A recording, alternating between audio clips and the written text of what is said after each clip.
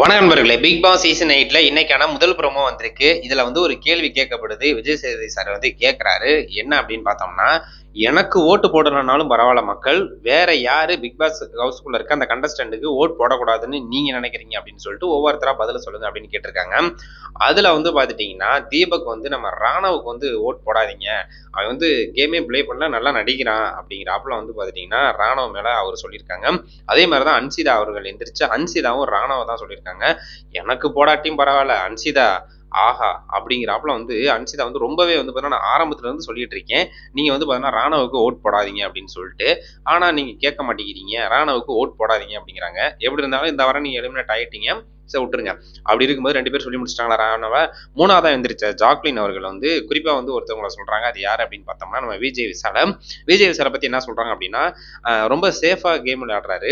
ஒருத்தர முன்னாடி நிறுத்தி இவர் பின்னாடி இருந்து அதன் மூலியமா பார்த்தீங்கன்னா, கேம் ப்ளே பண்ணி அவங்கள வெளிய அனுப்பிச்சு விட்டு இவர் சேஃப் ஆயிடுறாரு. அப்படிதான் பார்த்தீங்கன்னா, இந்த அன்சிதாவ லவ் பண்றேன் அப்படிங்கிறாப்புல நேத்துல இருந்து அப்படியே சுத்திட்டு திரியிறாப்புல. இது பார்த்துட்டீங்கன்னா, அவரு சேஃபா இருக்கணும் பிக் பாஸ் ஹவுஸ்க்குள்ள. மத்தவங்க பார்த்துட்டீங்கன்னா வெளியேறிறணும் அப்படிங்கிறதுனால, இவர் பின்னாடி ஒளிஞ்சுகிட்டே மத்தவங்கள முன்னாடி அனுப்பிச்சு விட்டு, அவங்கள விளையாட விட்டு, அவங்கள கெட்ட பேர் எடுக்க வச்சு, அவங்கள எலிமினேட் பண்ண வச்சுடுறாரு. ஸோ அத விசால் மாத்திக்கணும். இல்ல அப்படின்னா, விசாலுக்கு ஓட்டே போடாதீங்க. எனக்கு போடாட்டியும் பரவாயில்ல, விசாலுக்கு போடாதீங்க அப்படின்னு சொல்லிட்டு ஒரு குற்றச்சாட்டை வச்சுட்டாங்க. ஸோ கடைசியா எந்திரிச்சிருக்காரு நம்ம முத்துக்குமார் அவர்கள். அதுதான் ஹைலைட்டா இருக்கு. என்ன அப்படின்னு பார்த்தோம்னா, சௌந்தர்யாவுக்கு ஓட் போடாதீங்க அப்படிங்கிறாப்புல சொல்றாங்க.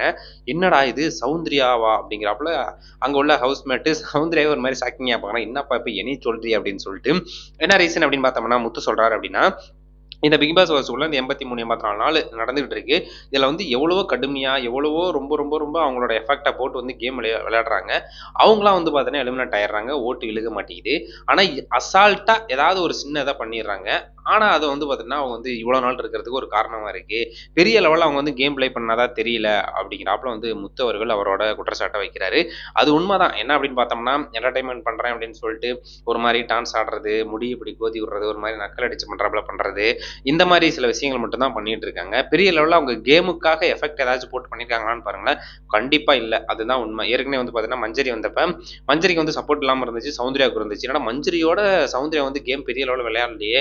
அப்படி இருக்கும்போது அவங்களுக்கு என்னடா சப்போர்ட் வருது அப்படின்னு சொல்லிட்டு ஒரு விதமான நெகட்டிவ் ரிவ்யூலாம் வந்துட்டு இருந்துச்சு சௌந்தர்யா மேல. இருந்தாலும் பிஆர் டீம் செட் பண்ணிட்டு வந்துட்டாங்க. அதனால தான் பார்த்தீங்கன்னா, இந்த அளவுக்கு அவங்க சப்போர்ட் இருக்கு அப்படிங்கிறாப்லயும் வெளியில பேசப்படுது. ஏன்னா விஷ்ணுவோட காதலர் விஷ்ணு காதலரா இருக்காரு. அவர் ஹவுஸ்குள்ள என்ட்ரி கொடுத்திருந்தாரு. அவர் பார்த்தீங்கன்னா, போன சீசன்ல வந்தப்பயும் வெளியில பிஆர் டீம் செட் பண்ணிட்டு வந்ததை பார்த்தீங்கன்னா எல்லாருமே உறுதிப்படுத்தினாங்க. ஸோ அவரு பார்த்தீங்கன்னா வெளியில இருந்து இங்க இயங்கிட்டு இருக்காரு. அதனால சௌந்தர்யாவுக்கான சப்போர்ட் நிறைய இருக்கு. வர்ஷினி வெங்கட் கூட வெளியே வந்ததுக்கு அப்புறம் ஸோ ஏதாவது முத்துக்குமாருக்கு கூட நான் சப்போர்ட் பண்ணி பேசணும் அப்படின்னா என்னோட கமெண்ட் செக்ஷன்ல கண்டபடி திட்டுறாங்க சௌந்தர்யா ஃபேன்ஸ். முத்துக்குமாருக்கு சப்போர்ட் பண்ணி நான் பேசினா கூட கண்டபடி சௌந்தர்யா ஃபேன்ஸ் என்னை திட்டுறாங்க. நீ எப்படி முத்துக்கு சப்போர்ட்டா பேசலாம் அப்படின்னு சொல்லிட்டு. இதெல்லாம் யாரு அப்படின்னு பார்த்தோம்னா, சௌந்தர்யா ஃபேன்ஸ் தான் பண்ணிட்டு இருக்காங்க அப்படிங்கிறாப்புல சொல்றாரு. ஃபேன்ஸுங்கிற பேர்ல பிஆர் தான் அந்த மாதிரி பண்றாங்க அப்படிங்கிறாப்புல வர்ஷினி வெங்கட் எலிமினேட் ஆகி வெளியே போனாங்க. அவங்க குற்றச்சாட்டும் வச்சிருக்காங்க. ஸோ முத்து சொன்னதுதான் கரெக்ட் அப்படிங்கிறாப்புல தோணுது. ஸோ இந்த வீடியோவில் ராணுவ மேலையும் நம்ம விசால் மேலையும் சௌந்தர்யா மேலையும் வச்ச குற்றச்சாட்டை பத்தி நீங்க என்ன நினைக்கிறீங்க அப்படின்னு சொல்லிட்டு மறக்காம கமெண்ட் பண்ணுங்க. நன்றி.